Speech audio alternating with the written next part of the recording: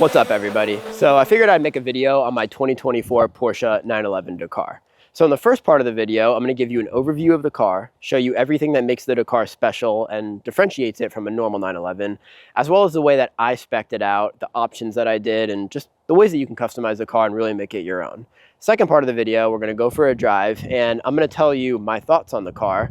I got this car a little bit over a month ago. I've put over 3,000 miles on it, and I've driven it across many different states in many different environments. So hope I can give you a little bit of insight of what it's like to really drive this car in the snow, rocks, sand, dirt trails, just kind of all the different environments and my experience with it. So that being said, let me show you the car. So it's a 2024 Porsche 911 Dakar. Porsche only made 2,500 units of this car, and that's it for this 1 year only. Actually, they may have made it in 2023 as well. Mine's a 24, but 2,500 units of the Dakar, that's it. It's based on a Carrera GTS 4, meaning four-wheel drive. So it's basically a 911 GTS with some stuff done to it. So the main things that are done to the Dakar, right? Now, I've heard that it's been a little more tuned than a GTS. I don't have much experience driving the GTS, but the car is pretty peppy and it's pretty cool. The main features, of course, you get different front and rear bumpers, you get special wheels with these off-road tires, the option to buy a roof rack and all this stuff. But let me get into more detail. I'll show you one by one. So one thing that they do on the Dakar is they load a bunch of pretty expensive options into it that just come with the car. And they also threw some GT3 parts into it. So this hood is carbon fiber. If I were to pop it, you'd see it's all carbon fiber underneath it. But this is from the GT3. These lights are the LED matrix lights. They come on the car. On a non-Dakar, they're a very expensive option. I think they're I don't know, maybe $4 grand USD, something like that. But on this car, they come standard with it. Probably part of why they made the price a bit hefty. So with the front bumper here, so my car is black, and you can't really tell as much, but this is all plastic. So if the car was white, you'd see all this kind of being what? I guess it has a touch to open the hood. Didn't even know that. So this is all a black plastic, I guess, to further protect against rock chips and whatever you might encounter on your off-road adventures. But yeah, black plastic. And then you have this metal down here to protect against rocks and whatever you might, hit it on if you're off-roading. Of course, you also have a nice red tow hook, which was perfect for me, my little black and red theme. But yeah, if you get into a situation, need to be winched out while off-roading or towed somewhere, whatever, you got this handy. My car is black. I didn't do paint to sample. I know the paint to sample cars get more money and are more sought after, but to me, paint to sample is just an option. You don't have to apply for it or anything. You just pay for it. And I'm a very basic person when it comes to colors and stuff like that. To me, nothing is hotter than a black 911. So here you go, got black. To me, it looks the best, but color is subjective, right? All right, so the side of the car. Obviously, differentiating factors, like I said, you have different wheels, and then you have these tires that are Pirelli Scorpion all-terrain tires, specifically made for the 911 Dakar. So these are an off-road tire that are literally just for the Dakar. No ceramic brake option on the Dakar. You wouldn't want rocks getting stuck in those ceramic brakes. So on the Dakar, you just have a steel. And there's some more black plastic. So you got this black plastic on the fenders here to further protect.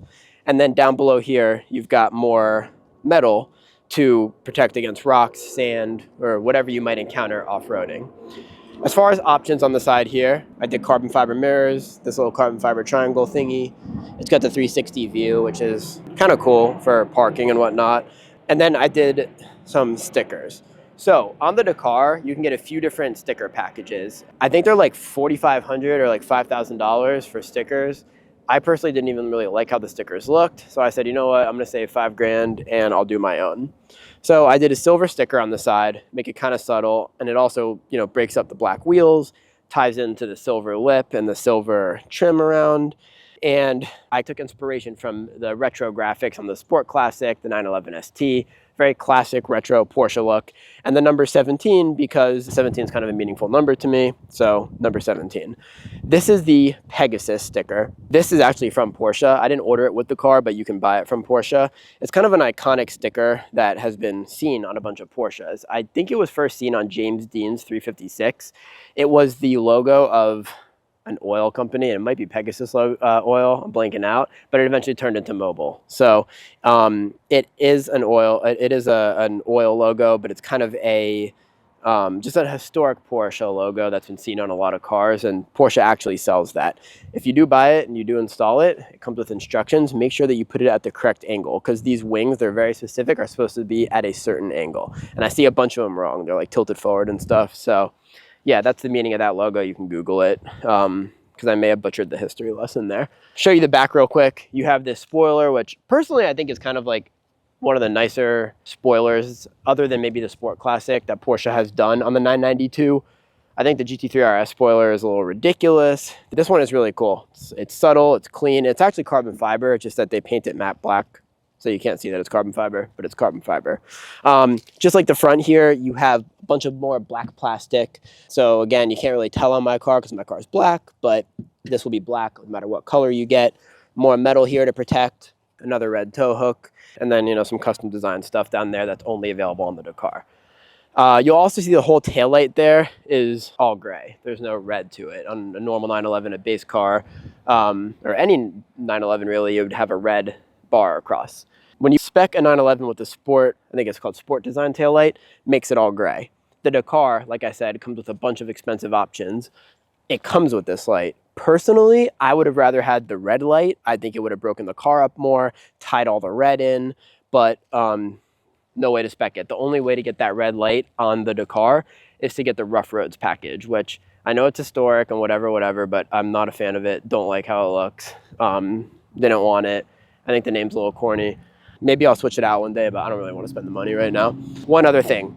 I bought these from Porsche. I did add them, these mud flaps, which I actually think are super useful. You know, it really helps when throwing up rocks and whatnot, to protect your car. Each one of them says 911 Dakar. So you can add 4 more 911 Dakar logos to your car as well, further remind people that it's a Dakar. I'll get into some of my thoughts, you know, more in depth in the second part of the video. But these are like a little flimsy. Like the way that they attach is not very robust. I had a buddy that I think he actually put some extra rivets on his and stuff.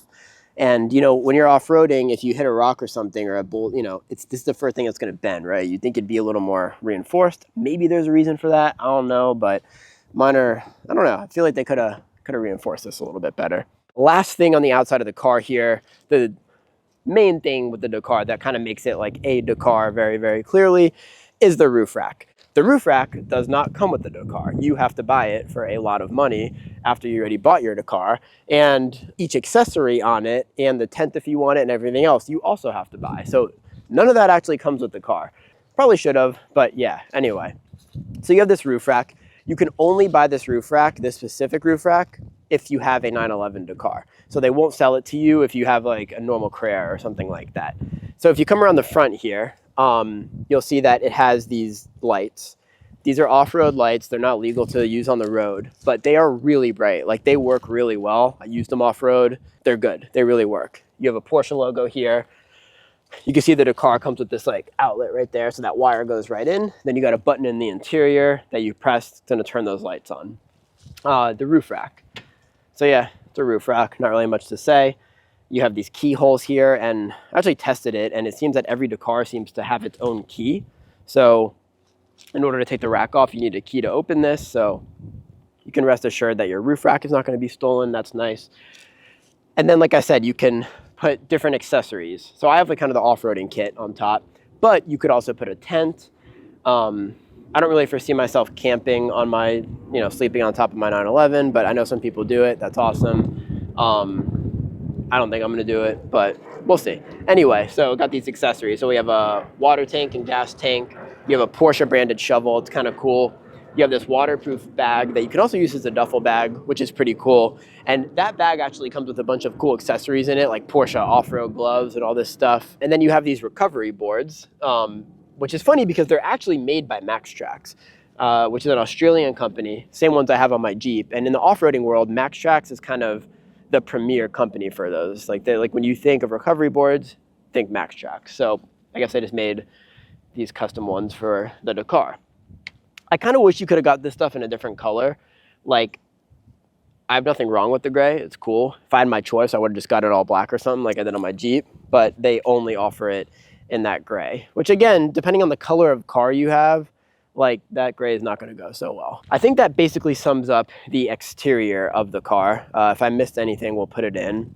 But yeah, essentially it's a Carrera 4 GTS with a lift, some carbon fiber parts from the GT3, some custom parts for the Dakar specifically, front bumper, rear bumper, the plastic on the sides, all this metal stuff, and a bunch of other stuff that you can't see. Because again, the magic of this car is a lot in the suspension. Let me show you the interior. So here's how I spec my interior. So my car, I did, of course, all black. That's all you can actually get. And yeah, there's still a lot of dirt in this car from Utah. So obviously I just did black interior because that's the only interior color they offer. And that's all I would have got anyway, so it works for me. Comes with full leather. Now let's go through the options. So first thing, if you look at the door here, of course I spec'd it and I got red stitching. It doesn't come with red stitching, comes with the sage green stitching. You got to pay extra and they'll pretty much do whatever color stitching you want. I got red stitching. I also did the extended leather package, which I have a bit of mixed feelings about. I love the craftsmanship of the Porsche leather. I love how intricate they get with it. It's a beautiful art and it makes the interior so luxurious and amazing. But it adds a lot of leather in potentially unnecessary places if you're really going to be using the car. The extended leather package, for example, puts the entire door here, all leather, and it goes all the way down here, all in here. And then this leather, which this is like the easiest part of the entire car to just kick and screw up all the leather. So a little bit unnecessary maybe, but I did like it. I got the air vent slats painted black. Not that you can really tell, but yeah, that's an option. They're black. The reason I got that as the option is because when you get that as the option, it basically makes this whole air conditioning outlet thingy over here lined in leather with this stitching of color of your choice. So that just, again, super unnecessary, but I love all the little touches. And this to me just kind of adds a little bit of, just a little something to the interior. I went with the leather steering wheel. Comes with a Race Tex, which is Porsche's version of Alcantara steering wheel, but I didn't want a suede steering wheel for like a road trip car. So I like a leather steering wheel. Carbon fiber trim, carbon fiber trim, carbon fiber steering wheel. I love carbon fiber, so did carbon fiber on the doors, center console, dash here. Comes with sports chrono, but I got it in red. I got the TAC in red and the sports chrono in red, which I like. The Burmeister sound system. It's a bit pricey. I haven't heard it back to back with the Bose, but I'm impressed with it.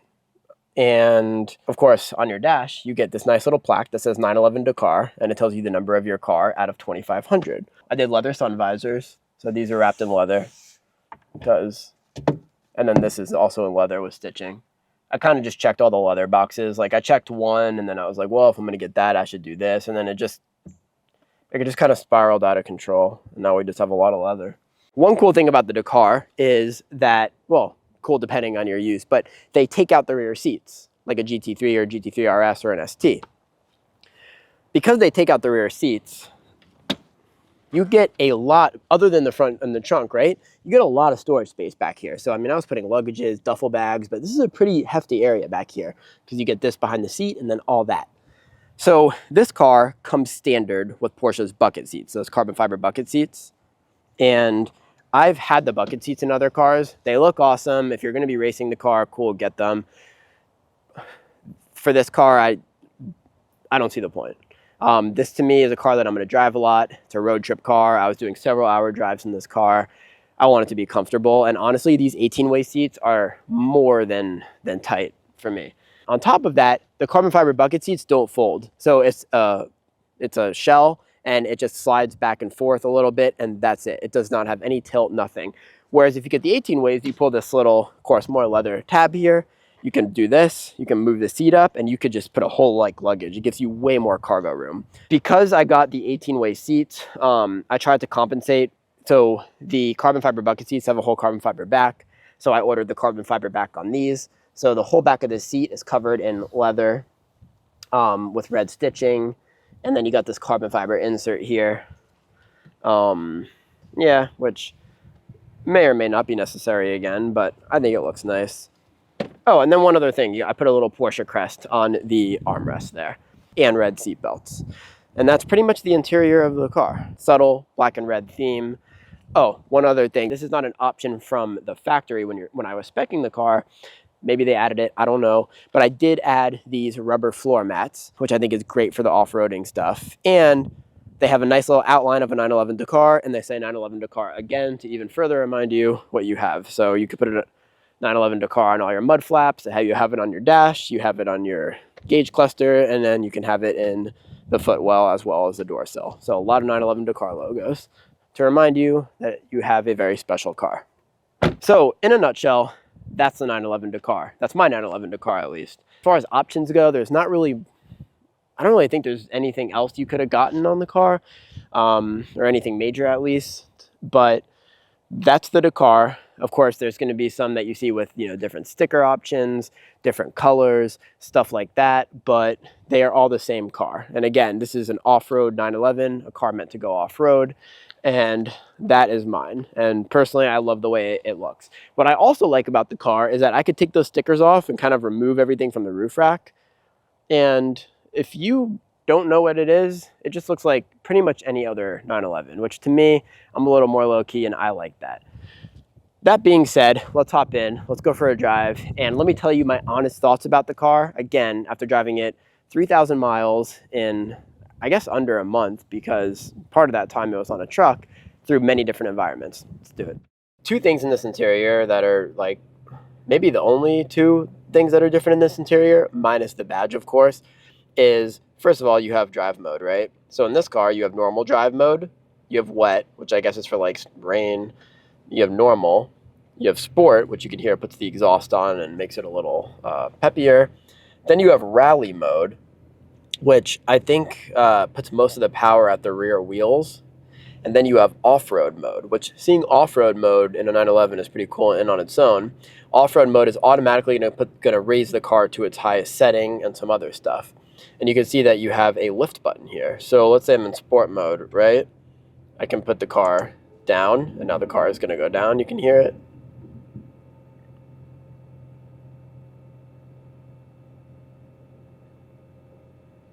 And now the vehicle is lowered. That seemed a little bit longer than usual, but if I were to press it again, it's going to go back up. I'm just going to leave it down because we're in Miami, and yeah. In its lowest setting, the Dakar is already quite a bit higher than a normal 911, and then if you raise it more, it's going to go even higher, even more so than a normal 911. But we'll drive it right now in sport, exhaust on, which makes it a little bit louder, and I'm just going to leave it lower. So let's go. So anyway, I'm going to just talk about my thoughts on the car. To give you a little bit of background, I know I said it earlier in the video, but I've owned this car for a little bit over a month now. Almost a week of that, the car was on a truck and I didn't drive it at all. So I have, 3.5 weeks worth of driving it. In those 3.5 weeks, I put just about a little over 3,000 miles on the car. I drove it in sand. I drove it over bumpy sand. I drove it over rocks. I drove it over large boulders. I drove it in the snow. I drove it in the rain. I drove it on winding canyon roads. I literally put this car through basically probably every test that almost Porsche would have put it through. So I feel that I have at least some right to kind of talk about it. And I actually just raised it for that speed bump, even though I'm sure I didn't need to, but just to show you. So my thoughts on the car. A couple things I want to note before I say anything. First of all, this is called the 911 Dakar. It's not called the 911 Moab, right? It's not called the 911 Rubicon. It's called the 911 Dakar after the Paris-Dakar Rally, which was a rally from Europe to Africa back in the day that different brands would compete in, and it was off-road. And Porsche won it one year, maybe more than 1 year, but I know they won it with a 911, which was kind of a crazy achievement. And that's what this car is made after, is that 911 that won the off-road race. That being said, that off-road race through, gravel and sand and dunes and that kind of stuff, it wasn't rock climbing, okay? So this car is not a Jeep, and it's not meant to be a Jeep. It's meant to be a Dakar, which is a car that would win that rally. And I think that it does stay true to that. So that's kind of the first thing that you have to understand. As far as the car's off-road capabilities, if you're really into off-roading and exploring like I am, I mean, realistically speaking, it probably has the off-road capabilities of, like one of those Subarus or something like that. It's not a Jeep. It's not a Jeep replacement, but it is very capable. It's a 2024 Porsche 911. It's not the base model. It's a GTS. It's definitely got some pep to it. It's super fast. It drives incredibly well. And just based off the fact that it's a 2024 Porsche 911, it's an amazing car. I have nothing bad to say about it. The car is incredible. Like, what do you expect? It's a Porsche. It's a 911. It's the best car that there is. So just by virtue of that, you have an absolutely incredible car to mess around with. On the road, in sport mode, with the exhaust on, lowered, the car feels extremely sporty and extremely like a 911. Like, when I drive it around like this, I don't feel that I'm in some lifted off-road vehicle. I feel like I'm in a 911. You don't, it's not a GT3. It's not a GT3 RS. Do you feel a little bit of roll in the canyons and stuff versus the GT3? Yeah, of course. It's like lifted on knobby tires, but I mean, barely. And the car it handles incredibly well. It's extremely tight. It's extremely fast. It sounds great. Again, it's not a GT3. The PDK does not shift anywhere near as fast as the GT3 or GT3 RS, but it's not supposed to. So again, in normal mode, just kind of like this and whatever, and just driving around on normal roads like this. In LA, I did take it on all the canyon roads, and it was absolutely incredible. The car's a blast. Off-road.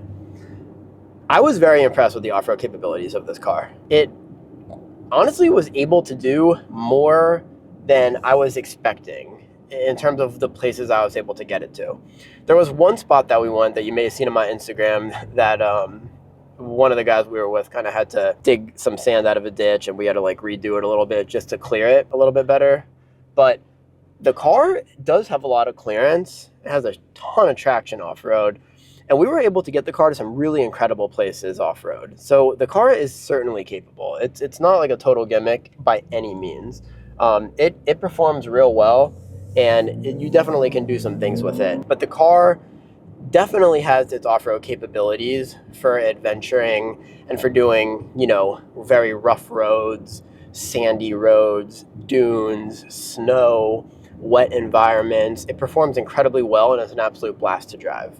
Another really cool thing about this car that you don't really realize until you really get to know the car and you drive it and you really kind of learn what this thing can do. I've had a lot of sports cars in my life, and every time you have a sports car, you're always very aware of dips in the road, potholes, if there's a rock in the road, curbs. When you're parking, you got to know where the front of your car is so you don't tear off the whole front spoiler. Stuff like that. It's very interesting to drive around in what feels like a souped up 911. Well, it is in what is a souped up 911, and not worry about any of that stuff. You can go over speed bumps, dips in the road, drive over rocks. When I park, you can just pull it right up to the curb. Don't matter. You're not going to hit, especially if you're lifted. And to me, it's like, because realistically speaking, right, this and the Sterrato, which I think this is a little bit more capable than the Sterrato, but this and the Sterrato are the only high-end, really advanced sports cars that you can do that in. And it almost changes your mentality of what a sports car can be, in my opinion, at least. It's so carefree to drive this thing. It's so much fun to drive this thing. And to me, it almost should be like a new standard in sports cars. You almost think every sports car should have an option of bigger tires and a little bit of a lift. It makes it so much more usable. And that's something that you don't really take into consideration until you have the car for a while and you start driving it around for a while.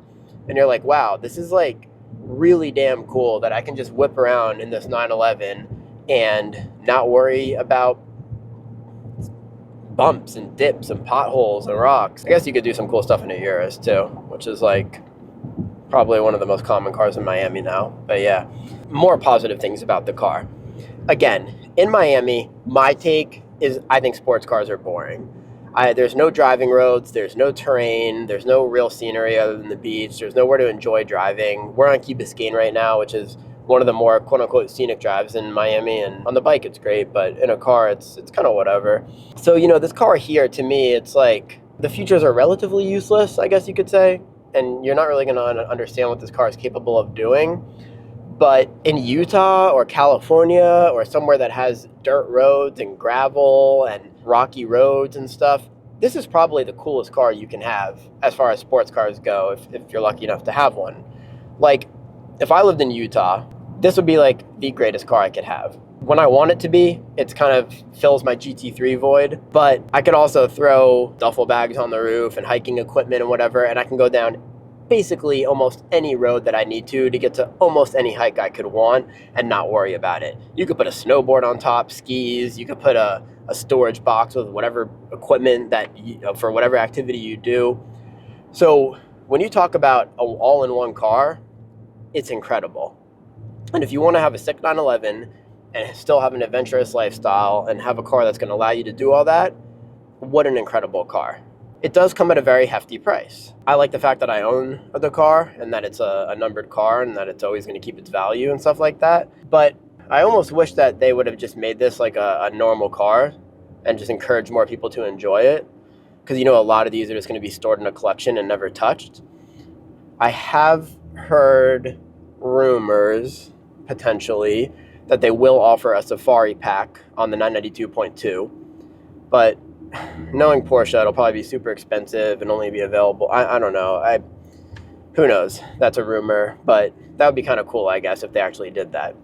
Off-road experience. Something else I want to mention. However Porsche tuned this computer in this car in off-road mode to where the car really knows that you're truly off-roading and the suspension just maps out totally differently and everything, it is extremely impressive. It goes over bumps and dips so smoothly and so effortlessly. You can tell Porsche put a ton of R&D into this car, into putting it through the ropes and really going off-road with it and making this suspension and the computer of this car really, really tuned for that kind of stuff, because it's really incredible and it is quite the experience, and the car just eats everything alive when it's out there. I mean, when you're in the sand, when you're going down these gravel roads that are very wavy, the car just mushes right through it like nothing. So again, you can tell that Porsche really put a lot of thought into it, and it does show, and it is impressive. We're a little bit blocked here from cyclists. Like, this is like me in the morning blocking everybody. So yeah, probably the best daily 911 ever made. And again, if you can afford to just have this car and use it for its intended purpose and have an all-in-one 911, to me it's like having a GT3 that you can just also go down pretty much any terrain except for like literally rock climbing like a Jeep. And the car is just amazing for that, and it is a special car and it's great. So let's go through some of the things that I think are negatives about the car, from my honest opinion. So first and foremost, it gets really expensive, and part of the reason that it's really expensive is that they load a bunch of options onto it that would be very expensive on a normal 911, but it just comes in the Dakar.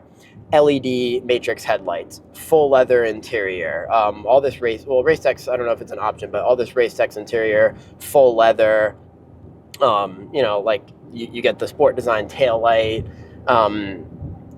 bucket seat, carbon bucket seats, or 18-way seats. So you have all these options that, if you add them up, is like thousands and thousands and thousands of dollars in options that come standard on the Dakar because it's a limited car and they want to make it nice, whatever. But I almost like, for example, I love full leather. I think it changes the whole interior, and on any 911 ever, I would always order it. This car, I almost could have argued that I wouldn't have gotten full leather, just to make it a little more rugged and robust. And if it gets all dusty and dirty inside, whatever, it's rubber, I'll just wipe it off. Whereas this is all like dainty and beautiful leather down in the footwells and shit, which I did spec that, so that's my fault. But again, I almost wish that they made the car a little less expensive and a little more rugged and raw, rather than make it this kind of like high-end, like Turbo-esque kind of thing. I almost wish they had made it a little bit more stripped out. Even with the carpet and stuff, like when you look at like a Ferrari Scuderia or Pista or something where it doesn't have carpeting and it's all just metal, that would have been really cool in the Dakar. Would have made it a lot more off-roady, and if you got it all muddy and shit inside, who cares, right? So that's kind of one thing, but price is subjective, and I guess, Porsche did what they did because they're going to sell every single Dakar there is many times over, And if there was, and on the secondary market, people are paying a huge premium for the car, and Porsche knows that. So Porsche gets away with it. And I mean, look at me, I'm driving it, right? But I'm actually driving it. I probably have to have one of the highest mileage ones. So Porsche, take note. And hopefully I get allocated some other cool stuff in the future. Other gripes about the car. Point blank, I know that the car was made to go really fast in sand dunes and gravel roads and stuff. And I'm sure that whatever geometry Porsche put into this car is like the best that there is. So I'm not knocking them in any capacity in that note. But if you're truly into adventuring and off-roading and stuff, going a little bit down on the size of the wheel and a little bit up on the size of the tire, you know, the thickness, the fatness of the tire would have made a world of a difference. Like, if this car just had a little bit smaller wheels and a little bit bigger tires, I think it would have just really upped that off-road capability. I personally think the wheels are a bit big. I think the tires are a bit thin. And that's kind of the one, I'm not really into modifying cars and doing aftermarket stuff, but that's one thing that I may do is go down on the wheels and up on the tires. I just think you would get a lot more use of it. Brings me to my next point. So one of the things that shocked me about this car when it came out, and to this day, is that it does not have a spare. Sure, you can patch a tire if it gets you can plug it, whatever, if it gets a nail. But if you're off-roading and you tear it somehow on a rock or whatever, which I've experienced, there's no repairing that. You're screwed. To have a car that's an off-road vehicle and not have a spare tire, to me, is kind of crazy. And yes, again, like I said, I know it's supposed to be a sand car, a rally car, whatever, but if you're going to put max tracks on it and a shovel and a hook in the front and recovery boards, max tracks, recovery boards, and you're going to put all that stuff on it, you're clearly making it that you're encouraging people to like do crazy stuff with it, right? How can you not have a spare tire?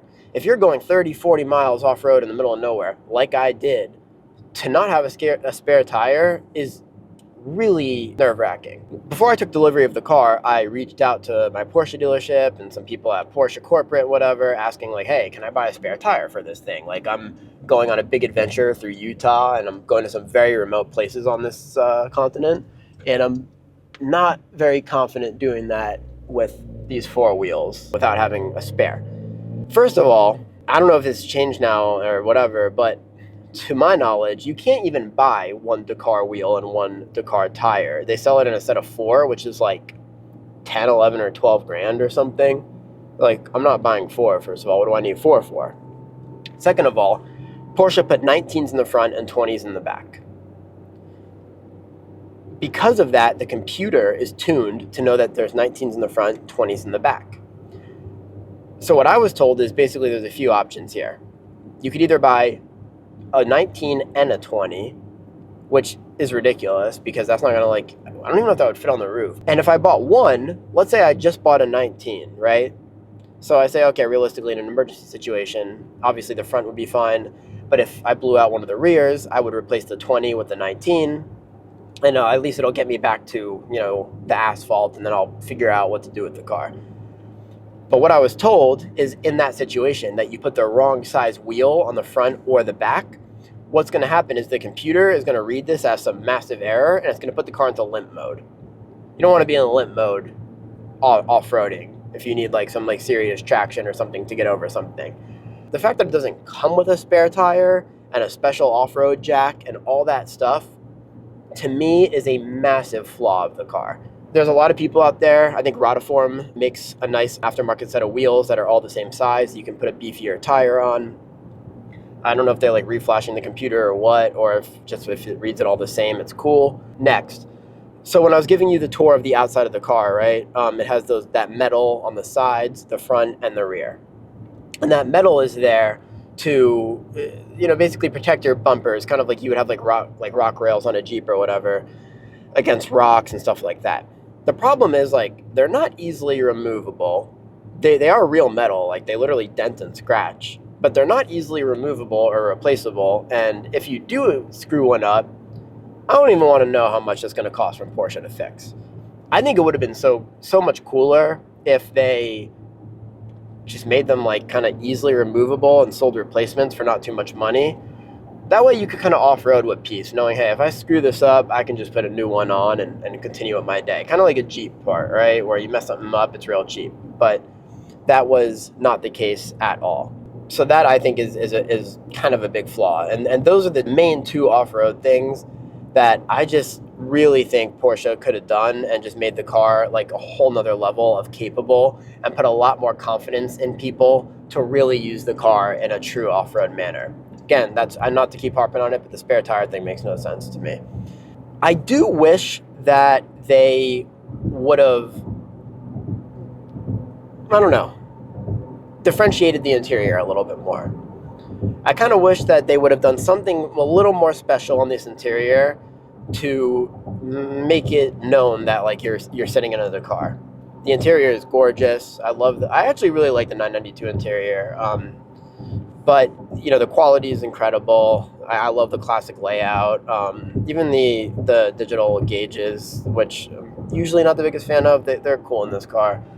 But other than that plaque on the dash, and other than that, it has an off-road mode here and this lift button, which are, you know, aesthetically very minor. There's nothing in this interior that really like differentiates the car from a nicely spec GT3 or Turbo S. I wish that they had maybe added some more gauges or something on the chrono to, like, I don't know, something to do with off-roading. Added more knobs to the steering wheel where you could adjust certain things, kind of like the GT3 RS. I don't know, just a little something, you know, again, not put carpet in it, had put a different, like, a custom seat for the Dakar, like some kind of like cool fabric for off-roading, something that you could easily like wash. I don't know. I just think that the interior on this car could have been done up a little bit differently than your standard 911. But again, you know, I can't complain about these things. The interior is gorgeous. I have no complaints. But I do wish that they had done something to just give it a little more oomph. Other than that, it's pretty basic. And then one other thing, and again, just my opinion, I think all of the accessories for the car being an extra cost, and by the way, they're not cheap. That roof rack, those accessories is not cheap. I think for the price of this car and for the ethos of the car, for this off-road adventure, Paris-Dakar rally inspired vehicle, man, just make it come with the roof rack. Make it come with the accessories. Like, just include that in the price, you know? Don't make it have to order it and install it and it's a whole thing. I just think, like, it should have came with that. One thing I was shocked about that I didn't even know until, like, 2 days before I sent the car out. 2 days before I left for California. Porsche sells an extra undercarriage protection kit. I think it's like $1,500 or $1,800 or $2,000, something like that. And I'm looking at that and I'm like, first of all, well, had I known about it, I probably would have bought it because, again, I really took it off-road. Probably took it a lot more off-road than almost any other Dakar out there. I definitely would have probably purchased it just to further protect that undercarriage. But I mean, come on, you have to sell an extra kit for almost $2,000 or whatever it costs. Just make the car come with it. You know, make the car true to what it is. It's like, I don't know, on a GT3 RS, you don't have to buy the Active Aero spoiler, right? It comes with the Active Aero spoiler. It's a GT3 RS. It's like the car.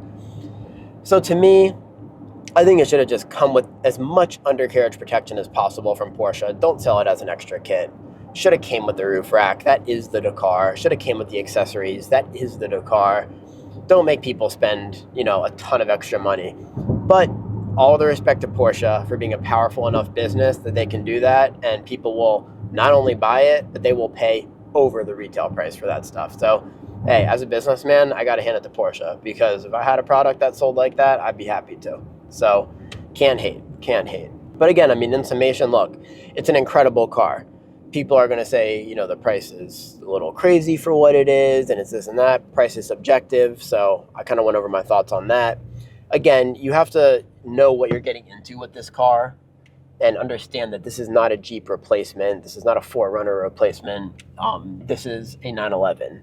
And it's a 911 that has a small lift on it, some undercarriage protection, and that you can attach a cool roof rack to, and that is tuned to handle really, really well off-road. So again, if you live in a place where you want to have a 911 and you also live a life that requires you to go off-road and, you know, on dirt trails, bumpy, rocky roads, and, you know, muddy stuff, whatever, and you just want to have your 911 be able to do all that, this is a perfect car. If, you know, if you have the money to have this as your daily, and you just want a cool 911 as your daily, and you don't want to worry about speed bumps and potholes and dips in the road and puddles and stuff, like I said, might be the best daily 911 that they've ever made. Because again, if I took all the stickers off and I removed all the crap from the roof rack, or just took the whole roof rack off, the car is not a GT3 RS. Like, it looks pretty basic, which I like. So again, it's an incredible car. You just have to understand what it's meant for. For me, for somebody that loves to do road trips and loves to explore the world and seek out crazy hikes and cool locations to shoot with my drone, and loves 911s especially, this car is like kind of made for me. I can send this car out to Utah, I can do my road trips, and I can know in full confidence that whatever I do with this car basically is going to be fine.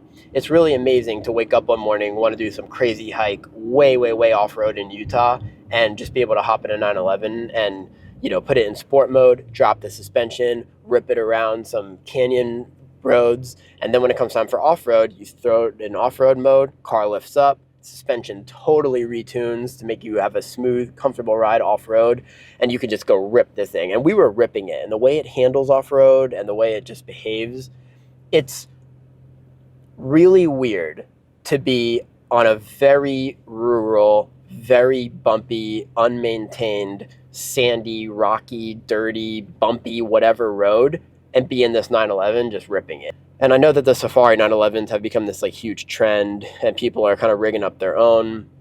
And I think that's awesome. I would love to build one myself. But to buy it right out of the box from Porsche like this and be able to do it is really damn cool. So it's an awesome car. Maybe not for everybody. And I definitely do have my gripes about it and certain things that I wish they would have done. And maybe somebody at Porsche will see this video and, you know, listen to that and make some kind of different wheel and tire kit, and or at least a spare tire kit. Hint, hint. But I'm happy with the car. I think it's awesome. And yeah, like I said, I've had it for about a month now, have over 3,000 miles on it. That might be a record for a Dakar. And I'm enjoying it to the fullest. It's an awesome car. And those are my thoughts on the 911 Dakar. So I'll be doing probably more videos on this. We have a lot of off-road footage that we're still going through. I'll be posting a lot more reels, a lot more pictures of the car, different adventures, and hopefully planning to do another road trip sometime at the end of the year. And at that time, we'll put it through even more tests. But so far, this has been a great car. And by the way, if you put it in just normal mode, that's in what mode? It's not raining. You put it in normal mode, and you cruise around, it's so soft and light. I mean, it's just, the car's so transformative. So those are my thoughts on the Dakar. Hope you enjoy this video.